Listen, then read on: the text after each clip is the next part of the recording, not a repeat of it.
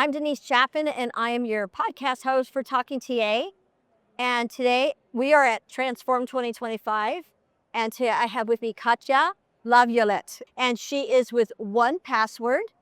We are a cybersecurity company. Oh, and cybersecurity. We take Password Manager was really, I would call our foundational element. And now we're branching into multi-product, into device trust. We basically secure every app, every device, every sign-in to make sure that everything you do is secure in the world.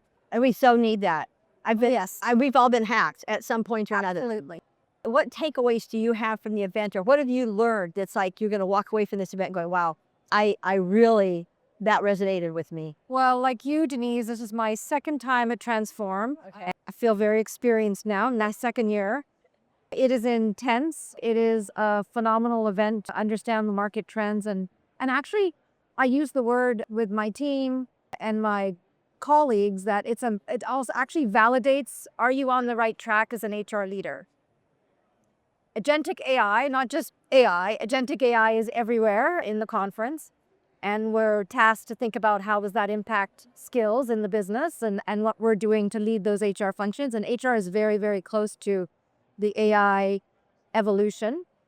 I would also say that there is another trend around cultural transformation and high performance coming off. And I know we don't talk much about COVID anymore, but there is a shift in terms of making sure that you're still taking care of employees, they feel safe, they are performing in their environments and so forth. And there's a real focus to ensure that we actually deliver on business results. So I do see that as another shift coming out of Transform. I agree with you. And I think that we all still have PTSD from COVID. Yes. And I think that it's going to take a long time to work through all that. Because again, we still, on the news, there's still these like threats and warnings about other pandemics and epidemics and things like that could be hitting us. And every time anybody gets a cold, they want to run and take a COVID test now. I mean, it's just, so things that happen. But I was at a session the first day with a number of CPOs and 3 of them on stage, well known, and they were all asked about some things currently happening in the market. And they were saying, is this like the toughest time for you to be a CPO? And unilaterally, they all said no. The toughest time was COVID. And I think you have to take a positive out of that because it really has formed us as leaders and given us a real toolkit on how to manage large-scale change, AI being one. Oh, wow. Well, and it's interesting you bring up AI, agentic AI, because last year that wasn't a conversation. Absolutely not. It's like rocket speed. Right. So what's the conversation going to be next year? I mean, it is really interesting. Where do you see the integration for human resources and talent acquisition with agentic AI that's actually going to be something positive that we can kind of, that's going to help propel us, I guess, to improve our workforces? Well, I think there's like a baseline of efficiency and productivity. It's kind of like Web 2.0 versus Web 3.0. But then they're going to be, with agentic AI, really taking over tasks that are easier and more programmable and repetitive. So we need to think about, from an HR standpoint, you're going to have in the future, and I'm seeing this at Transform, is every job that comes up to backfill or to hire, we should be thinking in that regard, because you just don't take a carbon copy of what you had before. You say, okay, we're going to hire. And we're seeing trends around backfilling where companies are out there saying, probably want to kind of maybe level down because the cohorts that are coming out of school have an amazing knowledge on the technology side. Oh, true. So you're seeing changing in leveling, changing in competencies, and you're going to be having talent come in with those skills. But our job is also to say, well, how do our jobs transform in the current context? And how do we help people get there, and to make them very tangible and interesting for people as well. So the whole idea of efficiency is there as a baseline, but it's going at rocket speed. Oh, that's just it. It's hard to keep up with it. Let's talk about the candidate experience since you talked about hiring. With HR and talent acquisition, looking ahead, trying to improve candidate experience, I'll tell me here, that's another conversation that's just ongoing. what are we going to do as HR and talent acquisition professionals to not only improve the candidate experience for those people we hire, but also the people that we don't hire? So when I talked about the two trends coming out, and the second one being kind of this cultural evolution of high performance, we've come out of a couple of years of attract. Yes, we've had some downswings. There's been a number of contractions in the market that allow companies like 1Password to have access to a broad swath of talent.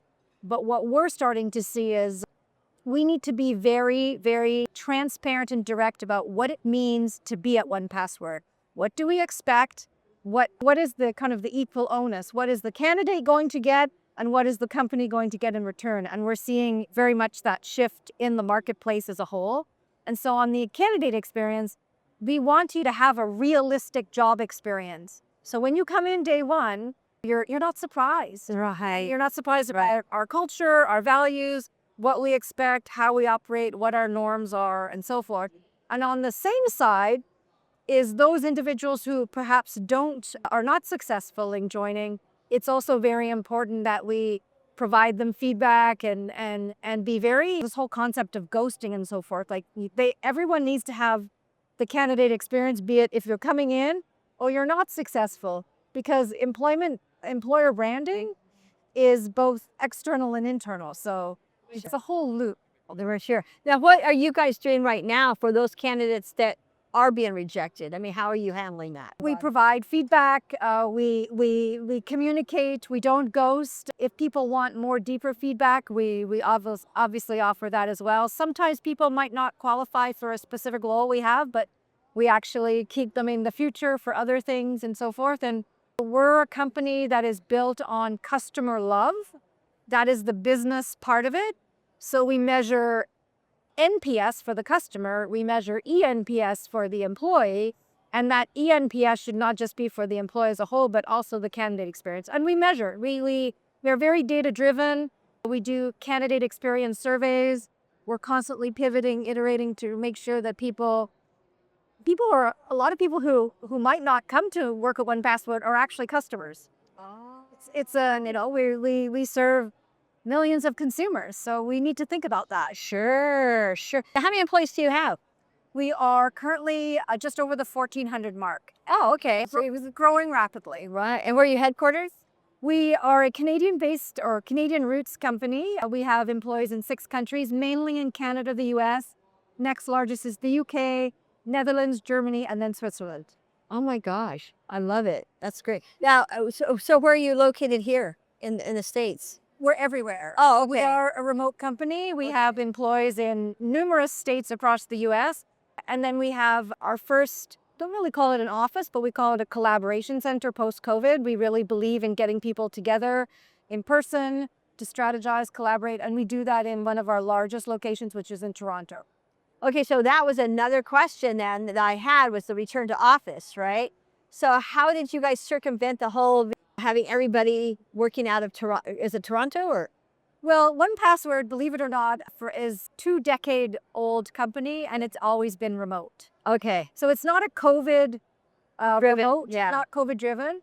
However, what the premise of connections and community and face-to-face is important. And so, albeit that we are remote, we regularly structure events and meetings around meeting remote, or we're meeting together in different locations where we have customers and so forth. So it's kind of, I would call it the best of both, because you do need to have human connection. And it's not like you're coming to the office and checking in to have a coffee and checking out. When you go to these meetings, there's a purpose. Right. Yeah, so are they usually 2 days, 3 days, 1 day? Yes, they can be several days at a time. It depends on the subject. I love it. That's awesome. Well, because that's something it just keeps coming up. And some of the feedback that I've had from guests is that the hybrid model is probably going to work the best for a lot of companies. Yeah, we're seeing that on the market. Yes, and it's coming up often. The flexibility is key. So we don't, because we're a global company, we don't say, well, here are our core hours. It's just impossible. Right. We expect you to work a set number of hours a day, and and throughout the week, but you have objectives. Right. You're an adult. You need Right. to get them done. So if you need to check out for a couple of hours during the day because you have an elder care appointment or a child care issue, then you need to get back on later at night. Like that's how it works. Yes, definitely. Now, what kind of tools are you using, like from an HR perspective and talent acquisition perspective, to kind of stay ahead of the game, if you would, with regard to the technology curve? We are actually kind of, I would proudly say, of my TA team, the precursors on the AI side. So when I talk about AI, I talk about kind of that first wave of efficiency. So we are using a number of AI tools to do pre-screening. We parallel tested those tools with humans and with AI to make sure that there's no bias and the results are the same.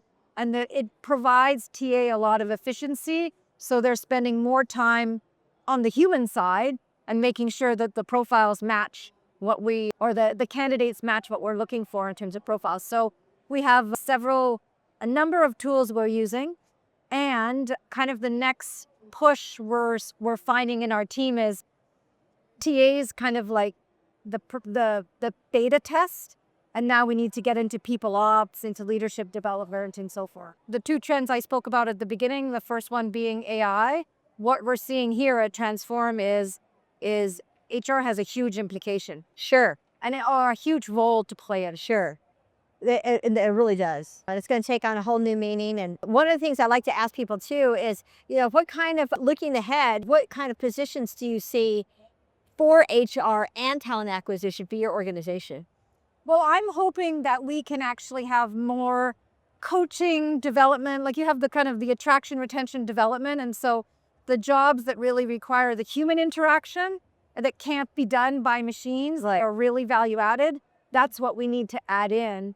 And then you have things that are repetitive and scalable will become really more technology. So people are actually really impacting the company from a human perspective. Awesome. Very good. Well, thank you so much. I really appreciate you taking time to come over here and chat with me. It's so nice to meet you in person. Well, thank you so much, Katya. Thank you, Denise. Okay.